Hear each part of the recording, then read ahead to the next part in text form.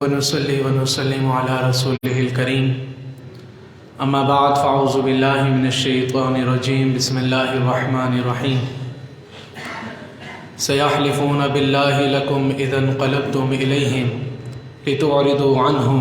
فاعرضوا عنهم انهم رجس ومأواهم جهنم جزاء بما كانوا يكسبون صدق الله العظيم مولاي صل وسلم دائما ابدا علی حبیبک آخر الخلق کلہم۔ سامعین محترم، دوستو، بھائیو، بزرگو، یہ جو آیت مبارکہ میں نے آپ کے سامنے تلاوت کرنے کا شرف حاصل کیا ہے، یہ سورہ توبہ کی آیت ہے۔ ایک یہ آیت اور اس سے اگلی آیت، یہ دو آیتیں غزوہ تبوک میں نازل ہوئی ہیں کہ جب غزوہ تبوک کا معرکہ پیش آیا تو آقا کریم صلی اللہ علیہ وسلم کے 3 پیارے صحابہ کرام جنہوں نے شرکت نہیں کی، وہ حضور علیہ السلام کی بارگاہ میں حاضر ہوئے اور بیان کر دیا، یا رسول اللہ صلی اللہ علیہ وسلم، ہمارے حاضر نہ ہونے کی وجہ یہ تھی۔ جب سچ کہا تو اللہ تبارک و تعالی نے قرآن مجید میں آیت نازل فرما کر ان کی معافی کا اعلان فرما دیا کہ جس پر حضور نبی کریم صلی اللہ علیہ وسلم نے ارشاد فرمایا کہ آپ کی پیدائش سے لے کر اب تک کا سب سے بہترین دن یہ ہے کہ اللہ تعالیٰ نے آپ کو معافی کا اعلان دے دیا ہے۔ لیکن جو آیت مبارکہ میں نے آپ کے سامنے تلاوت کی ہے، یہ ان لوگوں کے لیے تھی کہ جو حضور علیہ السلام کی بارگاہ میں آ کر جنہوں نے جھوٹ کا سہارا لیا، اسی وقت پکڑ ہوئی اور اللہ تعالیٰ نے قرآن مجید میں امت مسلمہ کو یہ بیان کر دیا کہ جھوٹ کی وجہ سے جن مصیبتوں کا انسان شکار ہو جاتا ہے،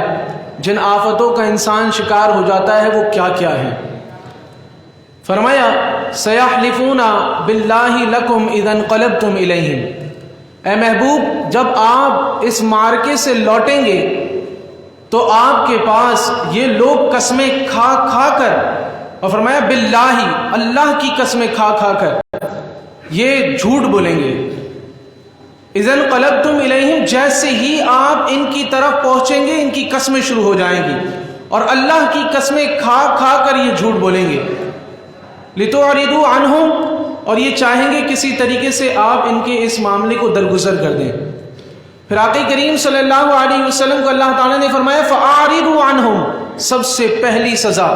اے محبوب ان کی کیا ہے کہ آپ ان سے اپنا منہ موڑ لیں۔ یعنی جھوٹ بولنے کی وجہ سے جو انسان پہلی مصیبت کا شکار ہوتا ہے، اس سے آقا کریم صلی اللہ علیہ وسلم اپنا چہرہ مبارک موڑ لیتے ہیں۔ فَأَعْرِضُوا عَنْهُمْ، پھر آگے فرمایا اِنَّهُمْ رِجْسٌ، دوسری سزا کیا سنائی؟ فرمایا یہ پلید ہیں،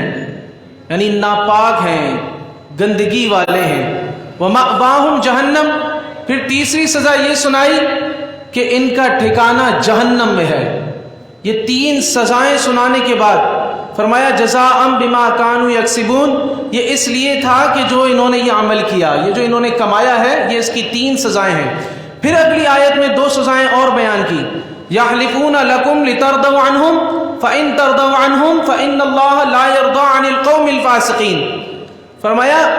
اے محبوب، اب جو 2 سزائیں اللہ تبارک و تعالی بیان کر رہا ہے وہ انتہائی خطرناک ہیں کہ فرمایا اے محبوب، اگر آپ ان کی قسمیں کھانے کی وجہ سے ان سے راضی بھی ہو جاتے ہیں تو اے محبوب اللہ ان سے راضی نہ ہوگا۔ اور قوم الفاسقین کا لفظ، یہ 5ویں سزا اللہ تعالیٰ نے بیان کی، اور 5ویں سزا اللہ تعالیٰ نے فرمایا قوم فاسق، یعنی اللہ اور اس کے رسول کی اطاعت سے بالکل دور۔ اللہ تبارک و تعالیٰ نے یہ 5 سزائیں بیان کی ہیں ان لوگوں کے لیے جو ہر بات میں جھوٹ کا سہارا لیتے ہیں،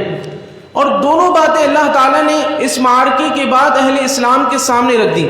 کبھی بھی کوئی بات انسان سے ہو جائے، غلطی ہو جائے، اور وہ کسی سبب سے کسی اچھے کام سے رہ جائے اور اس سے اگر پوچھا جائے تو وہ حق بات کر دے، اللہ تعالیٰ نے یہ بھی بیان کیا۔ اگر انسان حق بات بیان کر دیتا ہے تو اللہ تعالیٰ کی طرف سے معافی کا اعلان آ جاتا ہے، اور اللہ تعالیٰ اسے کی سارے زندگی کے گناہ معاف ہو جاتے ہیں۔ ذرا آپ غور تو کریں کہ صحابہ کرام کی زندگی ابھی باقی تھی، لیکن اللہ تعالیٰ نے ان کی حیاتی میں ہی بیان کر دیا کہ اللہ تعالیٰ ان کو معاف کر چکا ہے۔ اب جن کے بارے میں قرآن میں آ جائے معاف کر چکا ہے تو آگے کی زندگی بھی سکون دہ ہو جاتی ہے،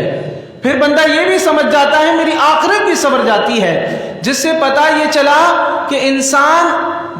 جب سچ کا ساتھ لے کر چلتا ہے، ہمیشہ سچ بولتا ہے، تو پھر اس کی حیاتی اسے فائدہ پہنچاتی ہے، اس کی اللہ تبارک و تعالی حیاتی میں ہی اس کو خوشخبریاں عطا فرما دیتا ہے، مصیبتیں اس سے دور ہو جاتی ہیں۔ لیکن اگر کوئی شخص جھوٹ کا سہارا لے لیتا ہے، آج ہم کتنے زیادہ جو جھوٹ بولتے ہیں، ہر بات میں ہم جھوٹ بولتے ہیں، لیکن آیت کریمہ میں فرمایا ان کی ایک جھوٹ کی وجہ سے اللہ تعالیٰ نے یہ بیان کر دیا کہ 5 سزاؤں کے اندر وہ شکار ہو گئے۔ سب سے پہلی سزا یہی ہے کہ مصطفیٰ جان رحمت صلی اللہ علیہ وسلم کو اللہ تعالیٰ نے یہ فرمایا کہ آپ ان سے منہ موڑ لیں۔ اب دیکھیے جن سے آقا کریم صلی اللہ علیہ وسلم اپنا چہرہ پھیر لیں تو پھر ہم کہاں جائیں گے؟ جس سے پتہ یہ چلا کہ ہر وقت انسان کو صدق کے ساتھ چلنا ہے، ہمیں اچھائی کے ساتھ چلنا ہے، سچائی کے ساتھ چلنا ہے، اور یہی محفلیں ہیں جو ہمیں یہ درس دیتی ہیں کہ ہمیں کس طریقے سے جینا ہے، کیسے زندگی گزارنی ہے۔ تو اللہ تعالیٰ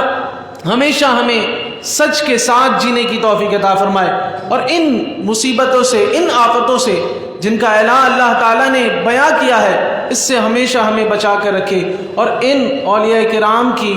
صحبتوں میں، محبتوں میں زندہ رکھے، اور اسی کے ساتھ اے اللہ ہمیں موت عطا فرما، آمین۔